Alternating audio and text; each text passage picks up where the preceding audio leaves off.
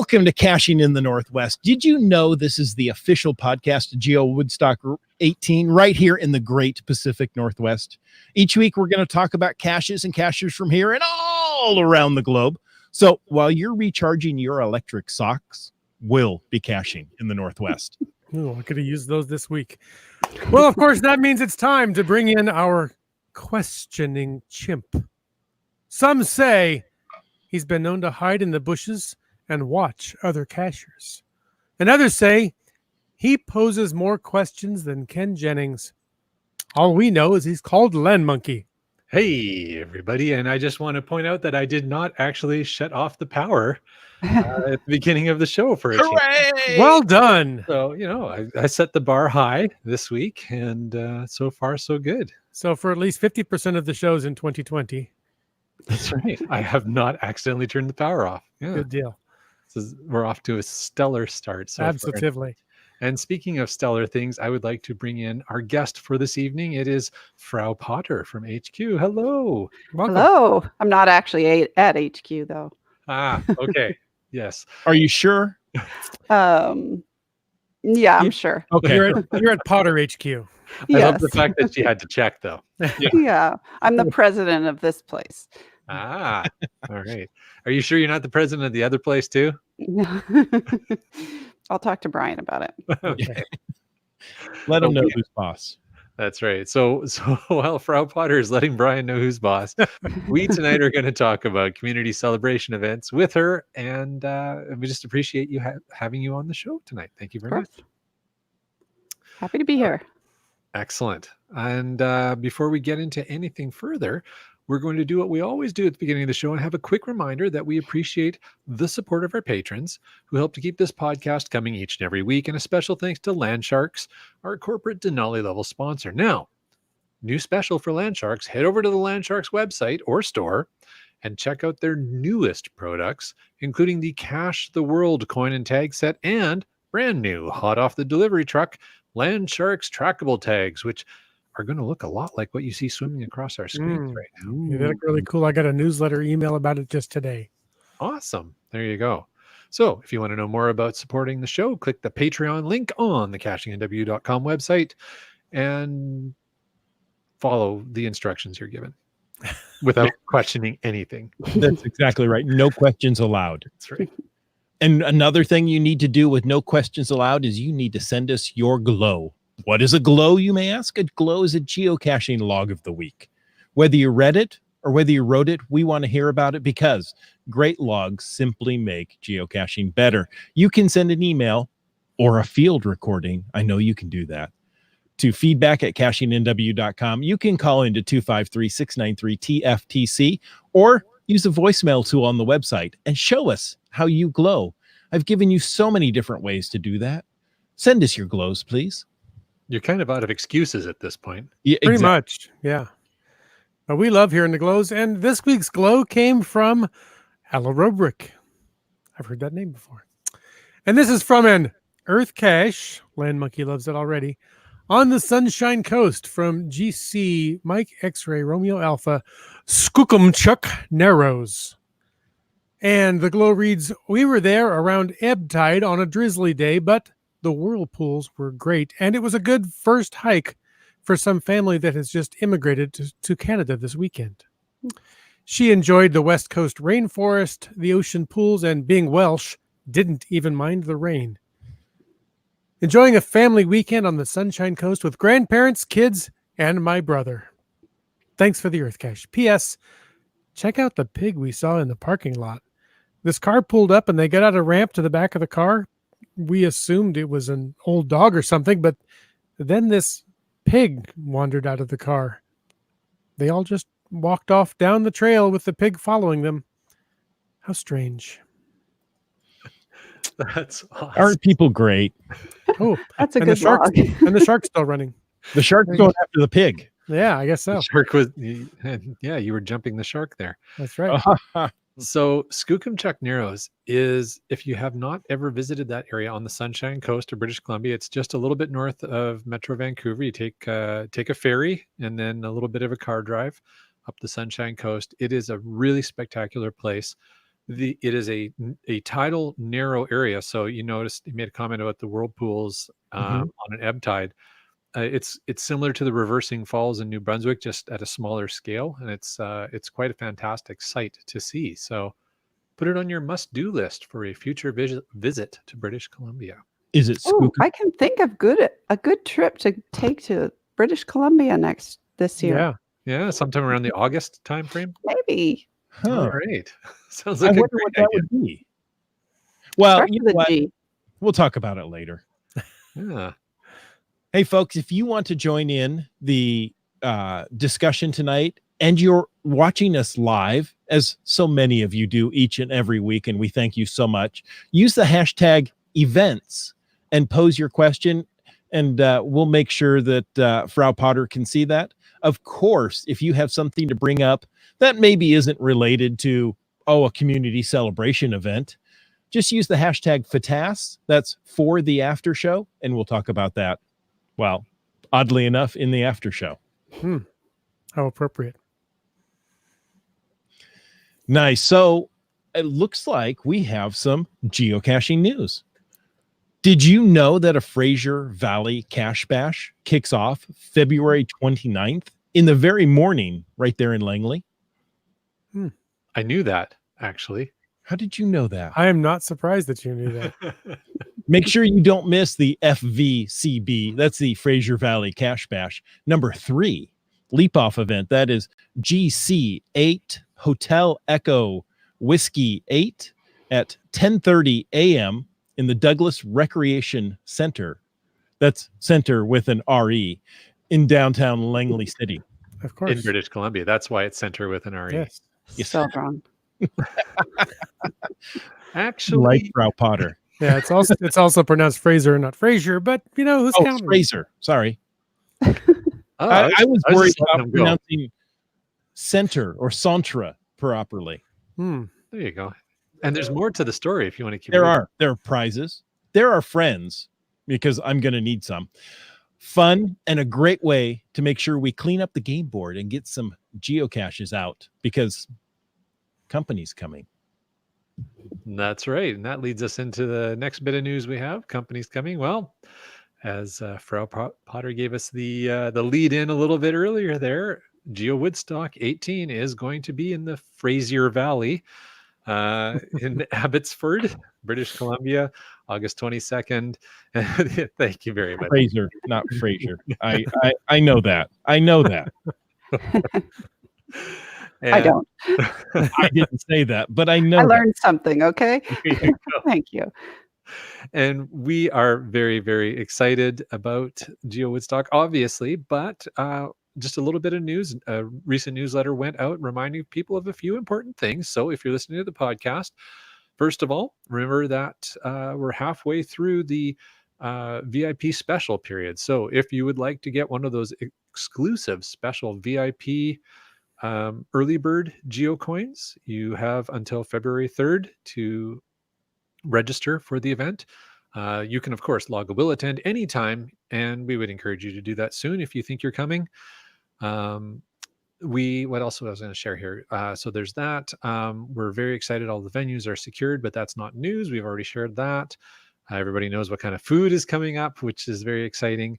And there was something else, and I can't remember what it is right now. But it was awesome. But it was awesome. Yeah. So registration, I think, is the big thing. Just to remind people that the registration special is in effect. That's what else I was going to say. If you wanted to get your hands on one of those cool GeoWoodstock toques, they are running out of supplies, and we're probably not going to get new ones. So if you wanted to get one, you should probably get one soon, because also once like February, March is over, you're not really going to use a toque until next year. So it's good time to get one. But No, the hipsters wear them year round. I was going to say, have you been to downtown Seattle? They're wearing them in August, and I can't Yeah. figure out why. there you go. Oh, Geo Traveler says only 12 left. only 12 left. So there you Oh. go. If you want to get one, now's the time. That's right. All right. So that's the GeoWoodstock news. Everything is going well. We're really excited. Lots of planning going on. And we're really excited to invite everybody up here. And like I said, if you think you're going to come, make sure you log that will attend and check out all the news on the website. All right.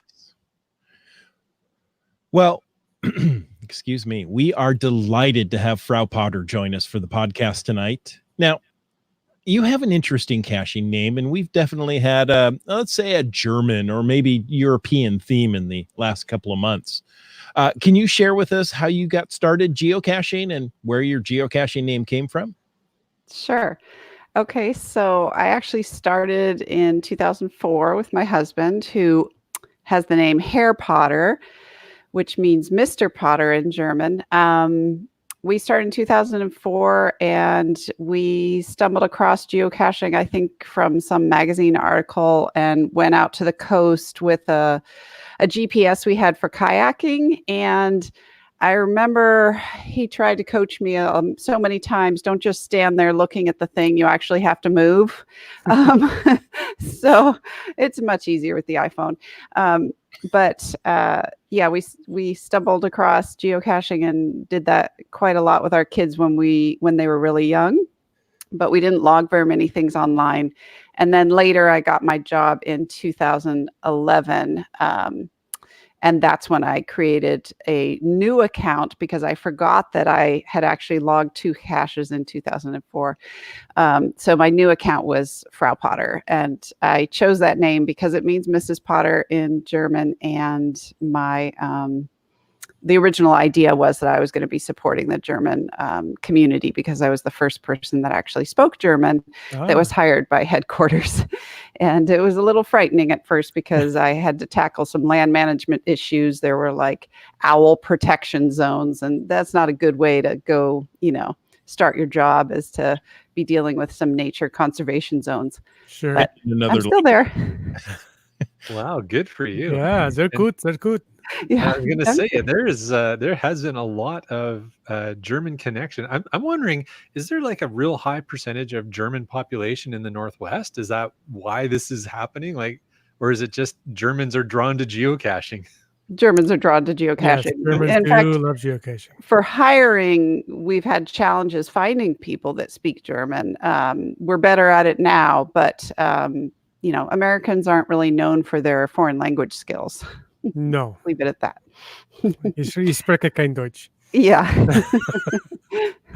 But it's one of my passions, and I worked really hard at it. So we now have, I think, 8 people that are fluent in German, and I think 4 people fluent in French, and a couple in Spanish. So we're working on it. Fantastic. Very good. That's great. Yeah, I have a fascination with languages, but I'm not fluent in any foreign language as of yet. Keep trying.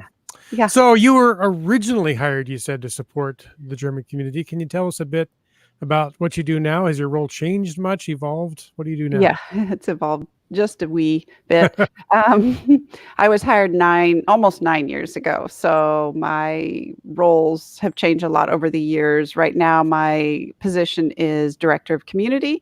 So I actually oversee a couple teams. There are 12 people total, and it's very hard to summarize what all these talented people do, but I will try. So these teams are basically the direct contact with the community. So they're answering all the emails, doing the social media, supporting mega and giga events, supporting all the community volunteers like the translators and the reviewers. And then we've recently taken on many of these campaigns that tie into this topic tonight. So we've supported many of the community-facing projects, such as the distribution of credits for adventure labs, virtual rewards, location-less cash, and community celebration events. Wow. Fantastic. You're busy. Yeah, I was just going to say that is a huge amount of responsibility. Oh, and the HQ Visitor Center. And that. And public relations. Oh my There's goodness. a lot of stuff. There is a lot of stuff. So you basically just never stop working. Yeah. Yeah. Yeah, that's why she's home. Because I know she never stops working because she said she's a mom. So And that. Yeah, absolutely. Yeah. So why don't you maybe share with us a little bit? You shared your early geocaching experience with us earlier. Maybe share with us a bit more of one of your more memorable geocaching adventures you've been on. Yeah. That's a hard one because it's hard to choose just one. There were several ideas that came into my mind, but I'll stick with one, and it was in Germany. I think in my early years, I was out visiting German reviewers for one of the reviewer meetings, and we went out to a forest near Freiburg, and it was a night cache, and a night multi-cache, and every single station was a physical station that they'd put something really cool at. And there's no way I could have solved any of these stations on my own, but with the help of others that knew what they were doing, and somebody probably had already done it once before, it was just really fun. So it was the camaraderie and the problem solving, but kind of just the mind blown, like, oh my gosh, people create things that are this complicated, and people wander around in the woods at night. Okay. So that was the one that came to my mind. Nice. Now, I think we mentioned earlier, we have company coming. And this August, there's going to be a few people right here in the Pacific Northwest. If you were going to recommend a Northwest flavored geocache adventure for anyone coming out, which one would it be? There's so many.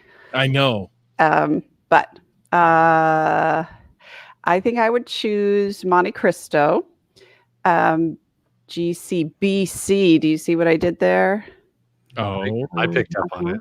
Mm-hmm. You picked up on it. So it is a very old cache that Jeremy hid in the year 2000, and it involves a hike, which a lot of the visitors would probably enjoy if they have a little extra time in between the two events. And I think it's about 8 miles round trip, but it's not particularly difficult. But you get to an old mining town, and we went with our kids when they were little, and we were blown away that there was this railroad turntable. I have kids that are really into trains, or they were back then, and that you can actually push the turntable and have it turn almost all the way around, was my memory. Of course, now they're older and they don't even remember the turntable, so that's kind of disappointing. Time to go back. Well, I remember it. Some of us kids are still into trains. Yeah. And we had a group of Caching the Northwest listeners. We all went up and did that hike a couple of years ago, and great memories there. And I pushed the turntable around. It was fun. Well, there. So it's still working. Oh, yeah. Still there and still working. Yeah. No trains on it, though. No. No, but you're right. That is a really cool one, and it's not a hard hike. It's a bit of a longer hike. I mean, it's not a park and grab by any stretch of the imaginations, but it is a fairly, I mean, it's at an incline, but it's a slow incline. It's a fairly level hike. The trail is in really good condition. Yeah, I think it's a great hike. I think the mistake we made was not reading all the logs quite so carefully to figure out where the log was that we could cross without getting our feet wet. But I think my husband thinks it's more fun for us all to take our shoes off and cross, and then have to get our feet dried. So on the way back, I think we found that log. It was a little bit easier. I remember we were at the old town site there, and there were cars that drove up that far. We're like, wait, how did we not get that? Oh, just before the town site. Yeah, before you cross over. Yeah. Oh, really? I did not when I was there. I look at that and go, well, it was almost a park and grab if you could get on the right trail. But the hike is so much better. Yeah.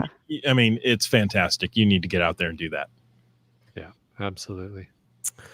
All right. Well, those are awesome suggestions, but we're looking forward tonight and talking about community celebration events. Everyone is very excited about them. And before we dig into the details of those, could you share maybe a little bit about their history and their significance with this year of 2020?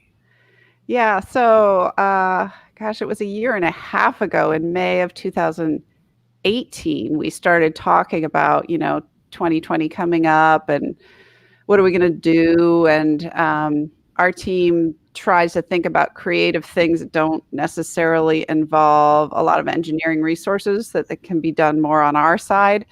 And I remember, we get a lot of people writing into us to say, well, what are these lost and found things, and why can't I log one anymore?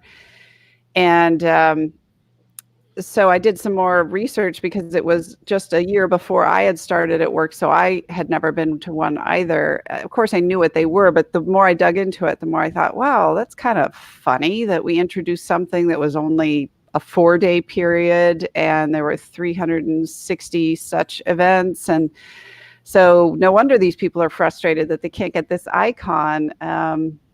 So we started talking about, well, what would it be like if we kind of reintroduce this idea and had an opportunity again for people to celebrate this decade. But we never really, the lost and found thing, I don't know, don't tell Brian, but we didn't like the lost and found idea. I think mostly because we like to think of ourselves as being able to find things and not losing them. So we decided to lose the lost part and come up with a different branding so that it felt more modern, I guess, and something that we could keep using.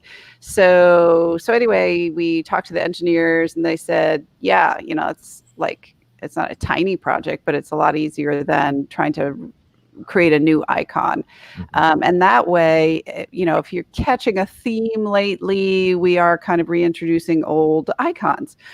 And so I think this upcoming year will really help most people to be able to get a lot of those old icons, because of course we're reintroducing the locationless cache, and then also the communities, the celebration event at HQ is reintroducing a second icon.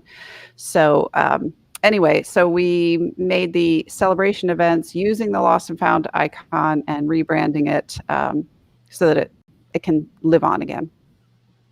I have to say that anytime one of our guests from HQ says, "Don't tell Brian," that's just gold, right? Yeah. We know we're about to get some really good content. Brian doesn't listen to the podcast, so you're fine. Go ahead. Brian and Rock Chalk never listen, so you can just say whatever you want. Yeah. That's great. And really some cool stuff there on the background of this. Like yourself, I had not started geocaching when the original Lost and Found events were out. So it's an icon I thought was just out of reach. So Yeah. Very excited and really happy that your team has decided to do that. You talked a little bit about the process. Do you have any stories about the decision and the planning process at HQ that led up to this great idea? Just that, well, I guess some behind the scenes background with Brian, that we thought we were going to do Block Party. And Brian was like, no, how about the other icon? Should we bring that back? I'm kind of like, Brian, he always wants to do everything for the community. And sometimes you have to say, kind of let's rein it in. Okay. Don't tell him I said that either. But he, kind of thought about it some more. And I thought, I'm actually blanking on it. It was called Groundspeak Lost and Found Celebration, I think. And so we thought, really, we're going to bring that back too. But it started to make some more sense. Is that I started think of these things as extinct icons, and so there's rare icons like webcams and virtuals and stuff. But then to have icons that are extinct, that doesn't sit so well, because then it's not just rare. It's not like an ape cache where if you could go to Seattle or Brazil, you could get it. But with these, you absolutely can't get them unless you cheat, but they're all locked anyway. So anyway, that's kind of a behind the scenes of like how he convinced us to bring back that one also, and why we decided to make Block Party kind of be every 5 years potentially, or on the 5-year part. So we still think we'll do the Block Party, but the celebration event will be on the 10 years. So that's cool. The thinking behind that. Very cool. And that's kind of news for me. Yeah, I was going to say, ooh. Breaking news. There you go. Yeah. You heard it here first. At least I did. So, Chris, you want to? Nice. Now, well, okay, so we've talked how these events have evolved from what they were to what they are, but how are they different from other geocaching events? Yeah, well, Okay. Sorry. No worries. We got to give you a moment to get caught up. Yeah. I have to think about what was I going to say. I mean, it's kind of somewhat obvious that the icon, as we just talked about, is different, and there will be a souvenir associated with that icon. And then the distribution method is different, so that it's kind of more unique. That with regular events, some people do multiple events, some people organize them a little too frequently, but we do get people that do strings of events, every week kind of thing. But with the celebration event, we wanted to make that a little more special. So it's set up so that it's only one per account. And then otherwise, it's basically up to the creativity of the cashier to try to figure out how to celebrate 20 years. Nice.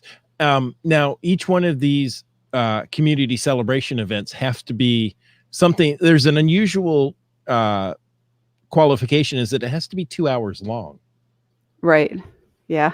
But, that's a little more than a normal event. Yeah. The reviewers were really happy when we came up with that idea. We, you may remember, gosh, 5 or 6 years ago, maybe not that long, that we made 30 minutes as a minimum event. But before that, things were getting really out of hand. Right. We were having flash mobs quite frequently that were 2 or 3 minutes, and the reviewers were just like up to here with it because they have to spend more time reviewing the thing than the event actually takes place.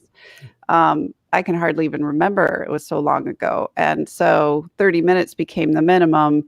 But even since then, sometimes we talk about, like, is 30 minutes really legit amount of time to socialize? And it seemed like, at least now, for a celebration, for a birthday kind of thing, we thought, let's make it a full 2 hours so that we can ensure that at least the cash owner is going to be sticking around for 2 hours and socializing. Yeah. Or doing the activity, whatever they have. I was going to say, I can't remember the last event I've been to that didn't go 2 hours anyways, even if it was for 30 minutes. Well, you're Canadians up there. You're friendly. Well, even the cashiers around here show up a half an hour early for most events. And Exactly. Yeah. So that's cool. Yeah, we easily hit 2 hours. I don't think it'll be a problem for most people that are involved. So people are really excited about them, and they say, oh, that sounds great. I want that icon. I want to be part of something special. They say, how do I apply to host one? How do they know if they're selected to host one? Because it's a special process, isn't it? Yeah. Yeah. So similar to how we did adventures and the second round of virtuals, we created an opt-in page on the website. But this time we decided to leave it open. So the opt-in page is actually still live. So if you go to the main homepage, you can actually see a link. You see Signal the Frog there and community celebration events. If you just click on that, it takes you to the opt-in page. So we're going to keep that open till June 3rd. And the idea was that, people might go to the first set of celebration events. Maybe they're new cashers and they find out that this is a possibility, and they might have an opportunity to still opt in for one. So we are distributing some every month, and the way they'll know if they got one is they get an unpublished cache page on their profile, but we post a reviewer note to that, and that generates an email.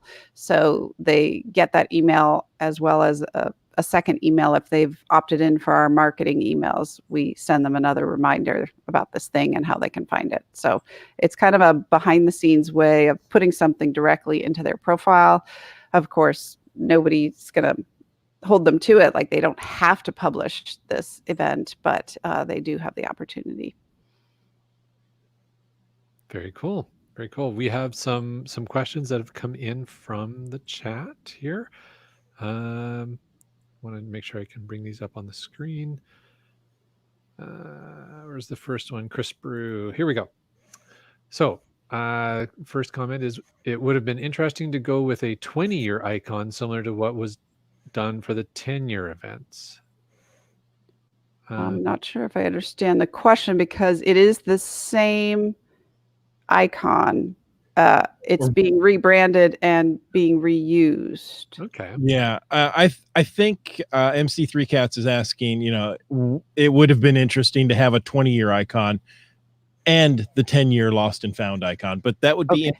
introducing a new one, and A that new icon, yeah. a new Yeah. icon. And from what I hear, that is It's a lot more work. It's not impossible, but I'm more interested in cleaning up the ones that were extinct and kind of helping to bring those back, and then we can start discussing about whether we could make any new ones.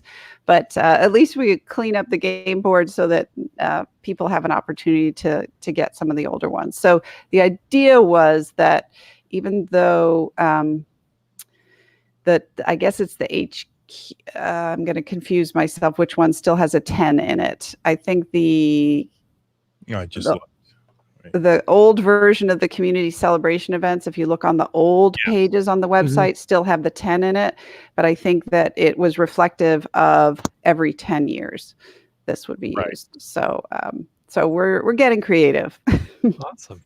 We had another question from GSM times 2. Do yeah. you think 20,200 celebrations events is too many? Good question.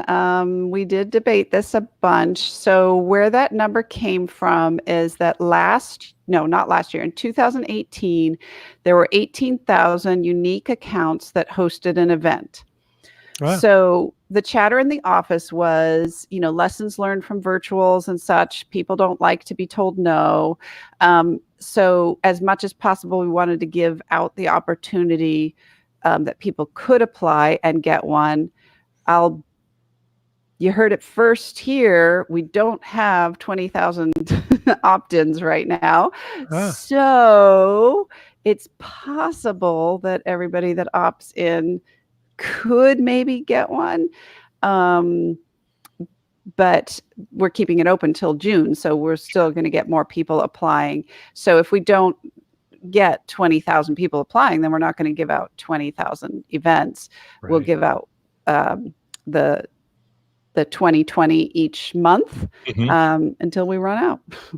So you're saying up to 20,200 Yes. Yes. Gotcha. But you heard it here first, folks. If you didn't get one in the first round, make sure you apply, because right now your odds are pretty good that you will eventually get one. Yeah. I went ahead and posted that link into the chat, so it'll pop up there. You guys can click on it and go and request your event. I'm still waiting on mine. Oh. hint, hint. But that's fine. I realize, not everybody gets one the first round. Yeah. And I don't take bribes. Oh. That's the standard answer. Hold on, I need to cancel an Amazon order. I'll be right back. All right, and IHAM says hashtag event reviving the woolly mammoths of icons. So that's right. Woolly mammoth, I like that. So with 20,200 events around the world, because this isn't just in the Northwest, these are being given to geocachers around the world. 2,200 per month. I think those are correct numbers, and the first batch has been awarded. The biggest question I've seen from people, Frau Potter, is what should I do for this special event to make sure that it's special enough? So we're wondering if there's any advice you have for people on how to host one of these. Yeah. So so far there's 175 that are published, and we were kind of looking around to the themes and looking at what people did. And I think that one of the pieces of advice I would give is to choose a date and location that's meaningful to you or your community. I've seen some pretty cool ideas. I know Chris earlier was mentioning that at the original stash, there's actually going to be one nearby from some of the Oregon geocachers. There's also in Maine, I know they're hosting a party located at the place where the first cache was placed in Maine. And then also saw one in Lithuania. It was kind of cool because they took not only the location where the cache was first placed, but the date. So they're having an event midweek because it was June 4th, 2003 that the first cache was hidden in Vilnius, in a particular city in Lithuania. So they're hosting, choosing a date and time and location that's meaningful. And then people are doing, barbecues, trivia quiz. Some people are doing optional events associated with it, or activities. I mean, like some even have camping associated with it, or an optional hike afterwards, or boating, or even climbing. And there's also going to be some 20-year merchandise that we make available. So it could be fun to have prizes and have some kind of a raffle or something associated with the event. But as we know, most of the fun part is just visiting with our geocaching friends. Yeah. Nice. Now, in the chat, we have the Land Sharks who are asking, can we hold our community celebration event while we're out of town on vacation? Yes, you can. You would need to do it in a location where there's actually going to be people, not too remote. So there's actually geocachers around. That would be my advice. That's most places, though. Well, Land Sharks, they travel a lot. This is true. They do. They go to very remote places. But yes, in fact, I think it's a really good idea. And like some of you might know that Mountain Bike is doing that, going back to his original cache placement in Idaho. Even Brian, you heard it here first, probably shouldn't be telling you this. He's thinking of doing his in New York. Ooh. Wow. Now, So we we had... have to make sure he organizes one. Now the Oh, pressure there you on. go. Because Yeah. he got one, a random selection. Seriously, That's not I random. don't take bribes. I don't. When you said that, we had a couple of people in the chat were disappointed that you didn't take bribes. Oh, So just to let you know, there could be some good stuff flowing your way, but we're not going to tempt you. We had Mountain Bike on the podcast a couple of episodes ago, and he was talking about this event. So Yeah. that was fun to hear. yeah. So now we have these community celebration events. Is there any way that they can complement the big 20th anniversary celebration event in Seattle this summer? Yeah. That's kind of an interesting question. Well, first off, I would say just by the pure fact that it is celebrating 20 years, it is a compliment. So the reason we wanted so many of these is we know that there's so few people that actually are coming to Seattle. There's a big hoopla about it at GeoWoodstock as well, but not everybody can travel that far. So it's intended to get this feel that we're all celebrating in our own ways, in our own communities. So the theme is going to be very, very similar. And the merchandise that they're working on for the HQ celebration and the 20-year stuff throughout the globe is going to look really similar as well. So I think that there's going to be an overlap just kind of right with that. How else can they make it similar? I guess, similar artwork, signal artwork. We're also thinking about making a bingo game that's something that people can print out. That, a lot of people do these for their events, but we just thought it might be kind of creative to choose one that kind of has the 20-year theme, and then just have that be something as a nice activity that people can do at their event. Mm-hmm. But a lot of the similar things will be happening in Seattle that people can do at their own events, doing optional activities or going caching afterwards or exploring adventure labs. I know a few people that have gotten adventure lab credits are thinking of tying those together. So having that go public at the same time as their event. Oh, that would be fun. Yeah. I have no doubt there's going to be some just creative, out of the box thinking that's going to be some amazing events. Yeah. And you said that we know that the people are selected at random that receive these events, and you said it's an unpublished event to their profile. But is there a unique aspect to getting this event reviewed and approved and published, or does it work just like any other geocaching event that you host? Right. Good question. We talked about making it different and having more rules, but we ultimately decided we can trust the community that they can make their own decisions about whether something is a legitimate celebration or not. So a couple of the big differences, we kind of talked about the 2-hour thing. So that in itself kind of lends to more activities. And then another big change is that you can submit it to be published 6 months in advance. So the cache page itself will allow you to move the date much further in advance than a regular cache page will.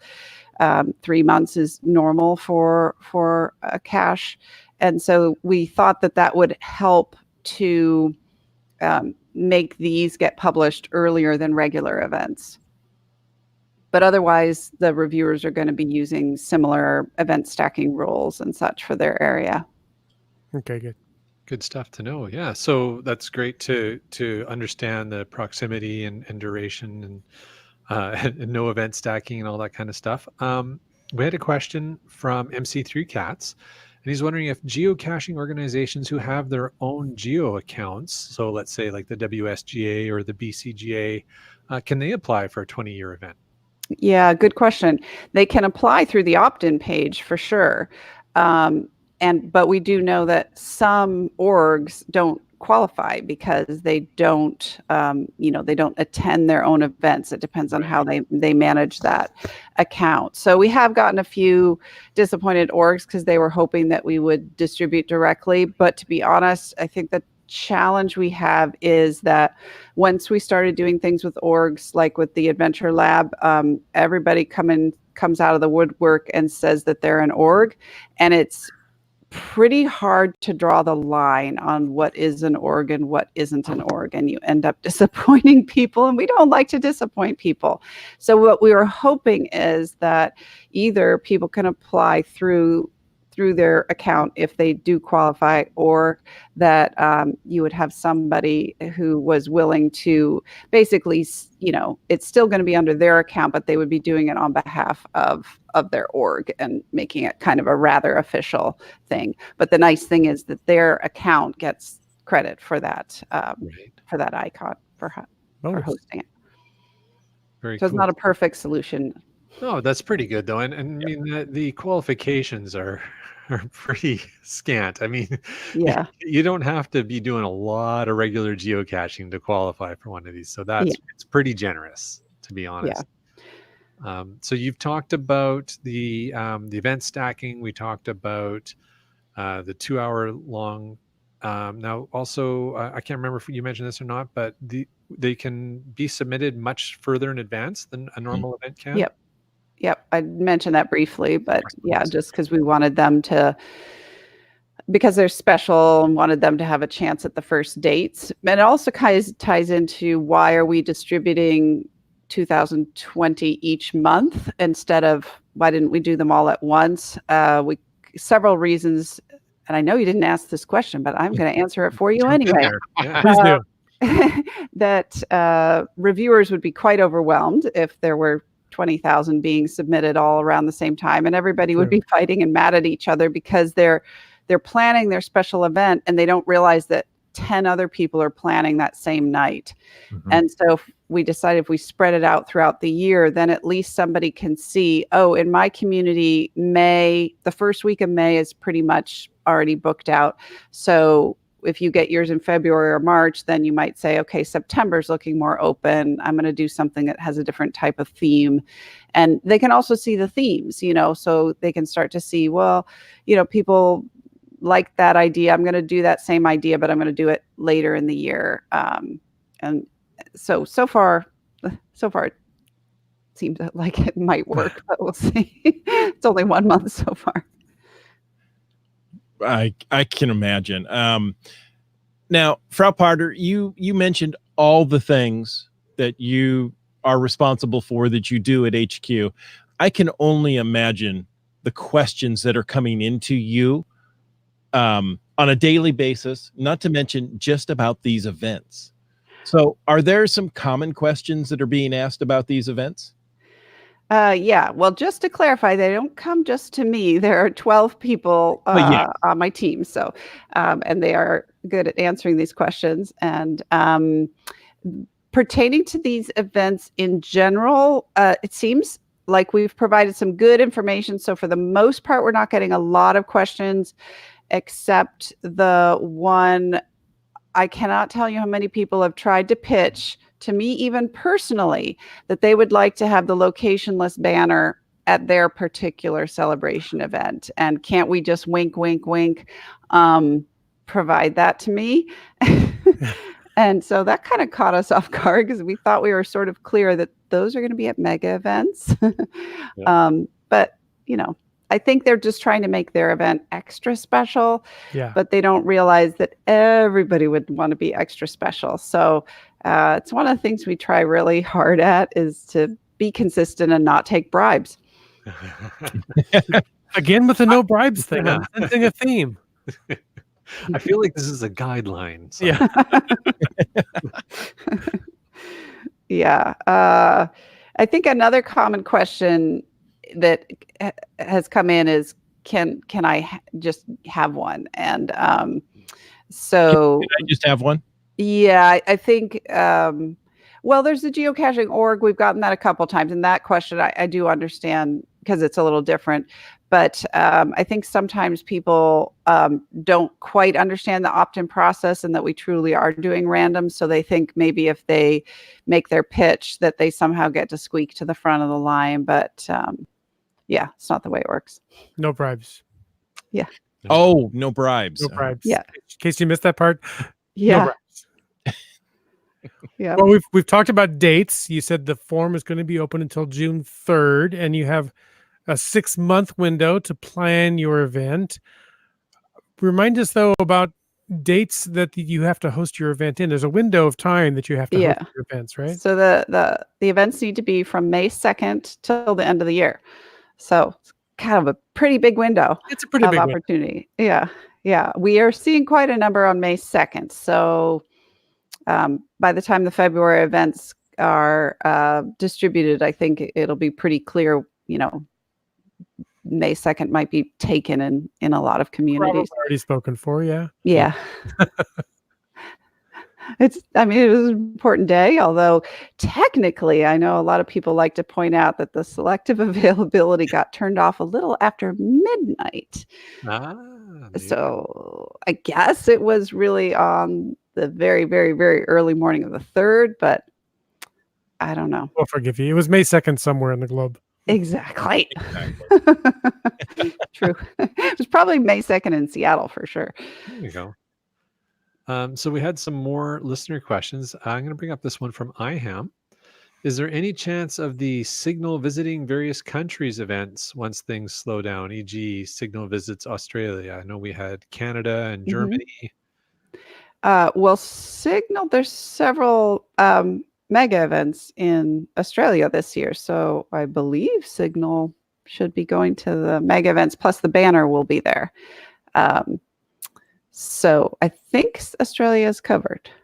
Well, I think what IHAM was getting at, if you remember, it was either last year or the year before, there were souvenirs that came out. I think it was 2 years ago. Souvenirs came out for that, like Signal visits Canada. On Canada Day. Yeah. Do you think that's what he's getting at? Okay. I think that's the way I see it, yeah. Okay. No, we're not planning that theme for this year. We have several other ideas of things that are kind of more 20 years of geocaching kind of themes. That's kind of the focus for this year. Yes, that's very much the focus this year. So there's some good things in store, and she won't tell us even if you offer her a bribe. We've learned I have told you some things without being bribed. Any more I just don't let you go front in line. That's there right. You go. Highlands guy asked if there's a special icon for hosting a community celebration. Well, no, except it's the same icon. You just get it under your hide column and in addition to your find column. Oh, there you go. If that makes sense. So unless this person is asking whether they get a special souvenir for hosting, and I don't think we're doing that this year. It's a souvenir that's for both, for basically for attending. I know with some, like, I think it was celebration of, not celebration. We keep using words that start with C. The cash, whatever we did last spring Cash to Carnival? celebrate cash quality. Thank you. Yeah. Started with C. Yeah, so that one I think had a special souvenir for those that hosted events also, because we were trying to get people to host those. If it wasn't that, it was some other year. It's getting late. No worries. Well, Yeah. we'll wrap it up shortly, but a couple more related questions. The first came from Dora Moore, and she's asking, can you get the icon more than once if you attend more than one event? Good question.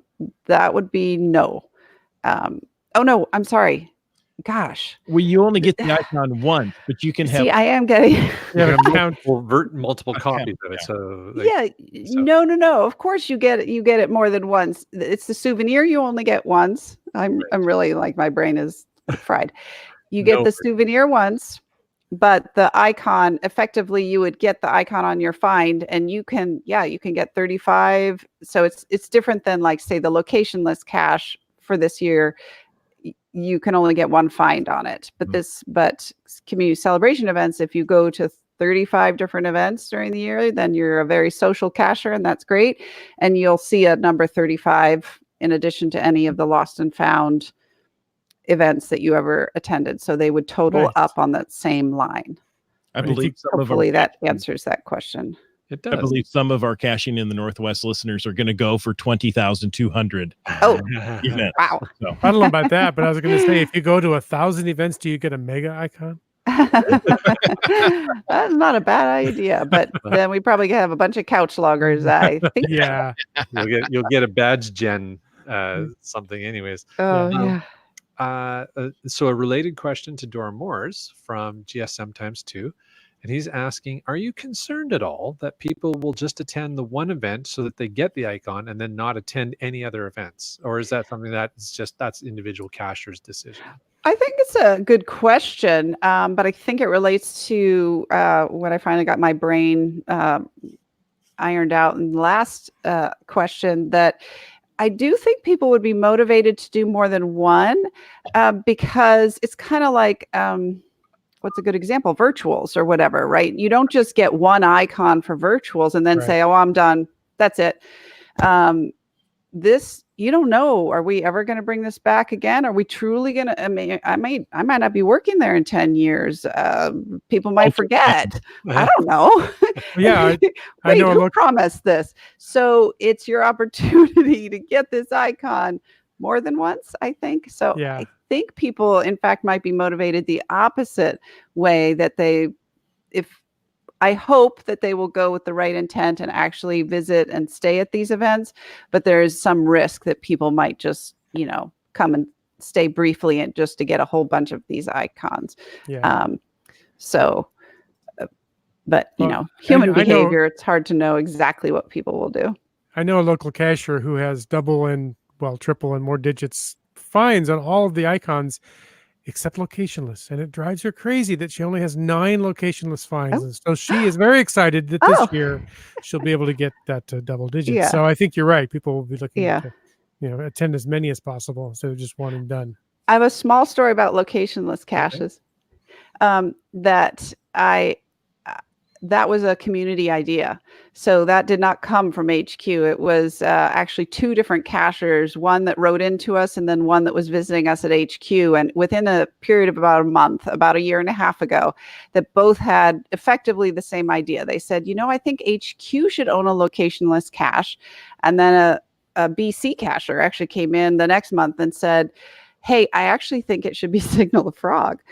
And I don't know what the cacher's name is, but he was the one that came up with the idea. Very cool. There you go. Crowdsourced. Yeah. Right from the Northwest. That's awesome. And so if people have more questions about the community celebration events, where would you point them to get some of the answers? Well, there's the blog, of course. But if you are hosting one and you've received one, pretty much all that you would need to know is attached to that page. So we've got the just the reviewer note that is posted on the page that has the specific instructions on how to go about it, and then it also links to the blog within the text of the page. So that standard text that everybody needs to have on their page has the link to the blog. So and then it also links to the guidelines, and in the guidelines there's like tips on how to do a good event. So those are my best tips. Those are great tips. Well, Frau Powder, thank you for joining us. I mean, you not only have you let us in on some secret insight information, you've given us great, community-wide information. We appreciate all that you've done. All right. So now I can go to bed. Yes. Yeah, you can. Yeah. If you are tired, please go ahead, say good night, call it a night. Thank you so much. Okay. Yes, for your thank you, contributions Thank tonight. you. A great conversation. Thanks. Bye, everybody. Good night. Right, take care. And folks, we hope you keep listening, and we appreciate you tuning in. We hope you enjoyed this episode. We got some great information. Oh, yeah. Now, next week, we are going to talk Cashly 6.0 with Nick Hubbard. Ooh. And then just a week after that, we are having David Webb from Explore Magazine. 2 great shows coming up, but we're not done yet. No, that will finish out January, but that takes us to February when we're going to talk about boating safety with GSM times 2. Very cool. And of course, as we always do at the tail end of the show, before we get into the after show. So we're not done yet, folks. Don't hang up. There's lots of content coming yet. But I want to take a moment to thank Landsharks, our corporate Denali level sponsor. Landsharks.ca is the outdoor adventure and geocaching store. Check them out online or go in person and visit their store in Victoria, British Columbia. They're open 6 days a week except holidays, and they ship online orders daily. Mm-hmm. We also want to thank our faithful Denali level supporters. That's Landsharks, JP's Geo Designs, Limax, Team Squirrel, and Groovy Owl. If you want to know more about supporting the show, click that Patreon link on the CachingNW.com, a website.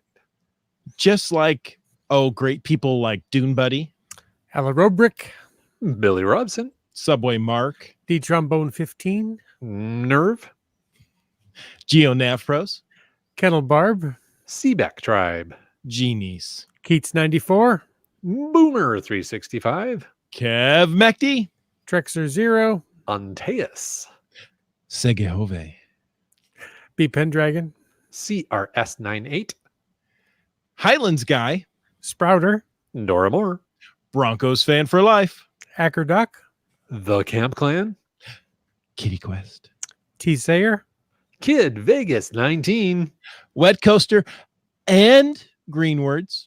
the Geo Travelers, Team Noltex. Oh, did you text them? Team Noltex? Are they watching? Did they forget? Hope so. All right. Team That was- Noltex. Team Null Text, MC3 Cats, GSM times 2. and Wino Seattle. All right. Thanks to all those people. And until next week, Land Monkey, where can we find you? Hey, you can find us on the interwebs, landmonkey.blogspot.ca or landmonkey.ca. You can find us Twitter, Instagram at landmonkeygc. And you know what? We just released a new video today. It is a field tested. We're checking out some cool new products. So you can go and check that out on YouTube, LANMONKEY on YouTube. Wits End, my friend, where do they find you? Pretty much here on Thursday nights. That's about it. Follow me on social media if you so choose, but you'll be kind of bored waiting for content because I'm a lurker. If you want interesting content, go follow Land Monkey or Chris of the Northwest. How about you, Chris? Well, I'm Chris of the Northwest. Yeah, you are. You can find me on Twitter or Facebook at CachingNW. Instagram, you have to spell out Caching in the Northwest, or head on over to CachingNW.com/host. Read our bios and find all the links that we just mentioned. But of course, we want to thank you, yes, you, for taking the time to listen to this episode of Caching in the Northwest. Don't forget that you can be part of the show. Call into 253-693-TFTC. Leave us a comment, ask us a question, or you know what? Give me one of your community celebration events any time of the day or night, because I haven't gotten one yet. I don't know if you noticed throughout the show. I couldn't bribe her. I tried. You can't. No bribes. Mm-mm. Of course. Oh, maybe you should send us a bribe any time of the day or night. Of course, you can email us at feedback@cashingnw.com. Your support helps keep the quality shows coming. If you like this show, please click the Patreon link on the cashingnw.com website and subscribe on iTunes, Google Play, Stitcher, and more.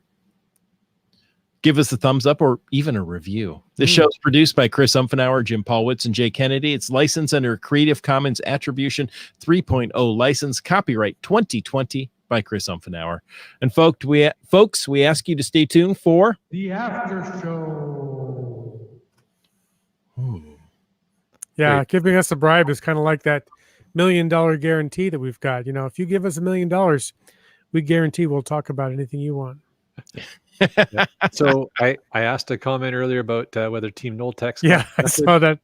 So they popped in. Half of us are here. Yeah. And it followed up with, I discovered this really cool calendar notification feature on my phone. So they don't need to have one of the hosts text them to say, hey, we're about to start a podcast. Yeah. That's an extra special service. I asked IHAM to take on that responsibility, and he called it across. It was in an event, a Christmas event. And he says, hey, Team Noltex, pick up your phone and say, yeah. Say this command. Yeah. That's awesome. That's awesome. Hey, we got a question from Seabeck Tribe that I didn't get to. Oh. She says, I don't see the Lost and Found event in my profile. I had it a while ago. Has it changed to a different name? Well, it's lost now. You have to find it. It was that's not lost. true. Now it's found. That's a great question. That is a great question. That has become the Geocaching HQ celebration, I believe. Oh. The community celebration event. Yes. Which I did a couple of. Were those the lost? No, the lost and found was the big Groundspeak one. I thought it was the other way around. I thought the Lost and Founds became the community celebration. Boy, I wish I had taken a screenshot before.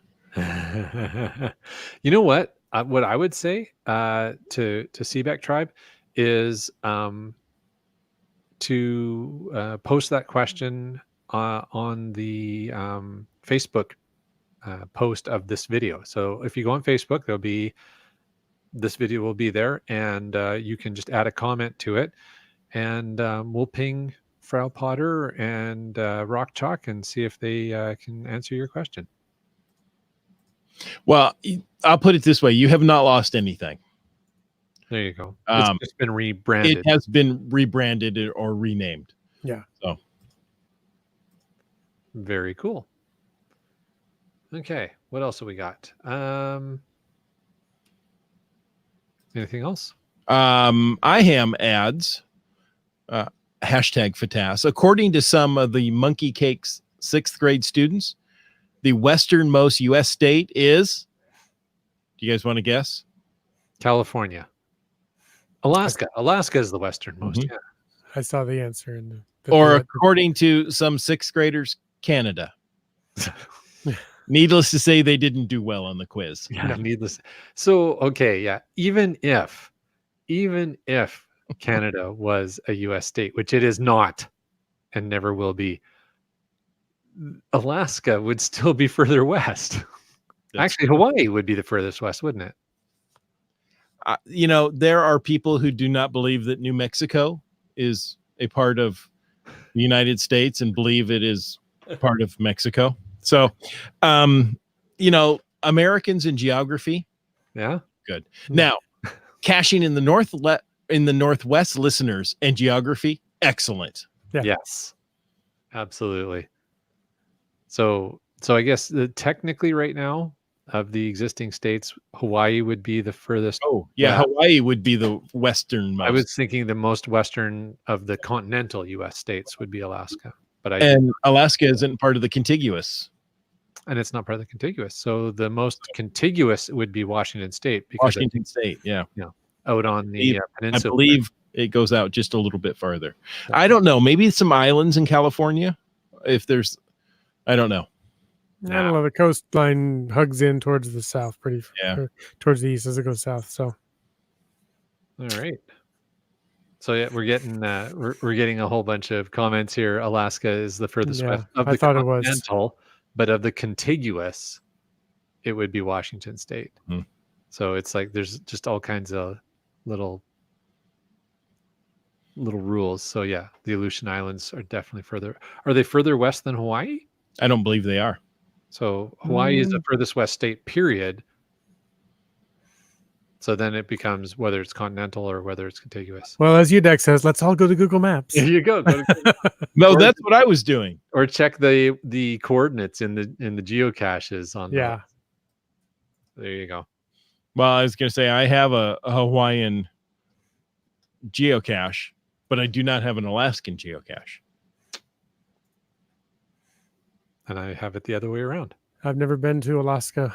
My Okay, farthest, well then let's compare, Land Monkey, shall we? Okay. All right. Let's do it.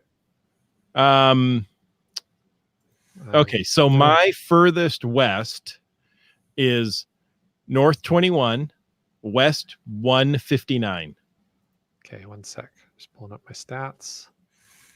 yeah, it looks to me like Alaska reaches out farther than Hawaii. Okay, maybe it does. My furthest west is west 137.06. Subway Mark says because of the Aleutian Island change, the furthest west is further west than Hawaii. Just looked at a globe. There you go.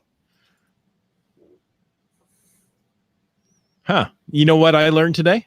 What did you learn today? I learned something new. Frau Potter doesn't take bribes. I learned that. Let me tell you.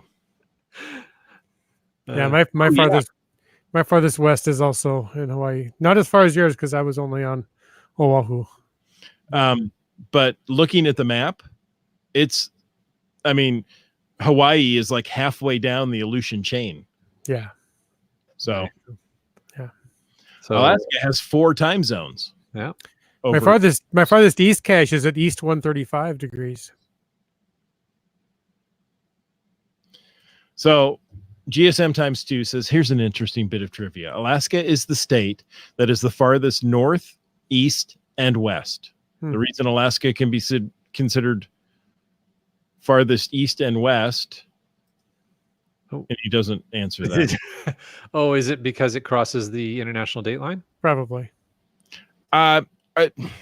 Okay, here, I'm going to screen share. This is that zigzag on the timeline, on the date line. So I don't know what you can see here, but Zoom I in. assume this is all That's the the Aleutian Island chain. Aleutian Island chain. Yeah. The time zone is somewhere in here. It just went out when I shared. Oh, look, the Rat Islands. No, it's the year of the Rat Islands this year. Yeah. Near islands here, I think, if they're part of the Aleutians. Oh, wait. I see. I don't know. Is this part of Ukraine? Oh, here you go. GSM times 2 added in. He said he finished his sentence. It's because it crosses the 180 degree meridian of longitude. So that's what you're getting at there. Right? Yep. So Yep. So there you go. Very cool. Yeah, we all learned some new cool geography facts today. Yeah. I had no idea. Yeah, and we learned that Frau Potter doesn't take bribes. Had no idea that either. I've heard that somewhere. And repeated, she does not take bribes. Just in case anyone's wondering. So if you were wondering, wonder no longer. Yeah, if you think that zigzag in the date line up there is funky, I don't know if you can see that there. That's where you're looking at. You think that's funky? Look at this one down here. Yeah. With the Popeye arm there? Yeah. Hey, yeah. Done. That wasn't gerrymandered in any way. That was well done. Yeah, go have some chicken. Thanks. I'm strong to the finish. Yeah. Land Shark says their farthest east is east 30, west. Oh no, east 30. Yeah. That's farthest. 30 degrees, 25 minutes, 4:12 seconds. Wow. That's pretty cool. That's very east. Yeah, it is. Now I'm Oh, curious. I could have shared that. There you go. Like that. My Oh, by farthest- the way, my Washington farthest east the is best exactly answer the for- same as theirs. Hey, Washington is the best answer for all geography questions. Yep, my It's farthest not true on Jeopardy, but it's true if you live in Washington. There you go. My farthest east is the same as Land Sharks, and it is in St. Petersburg, Russia. Russia. Oh, I'd love to go Russia. there. Seebeck Tribe says, "What a strange line. Why I not know. go straight down?" Because they were trying to include some territory. That's right. Politics. That's why. Politics. Mhm. Mm. Well, It is weird when you look at this, and I said east 30 degrees there on the Land Sharks one. Realize, wait, no, it's north and west is what we're used to mhm.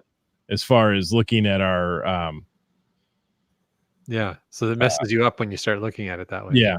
Yeah. Wits End says his farthest east is 135. Yeah. Whereabouts is that?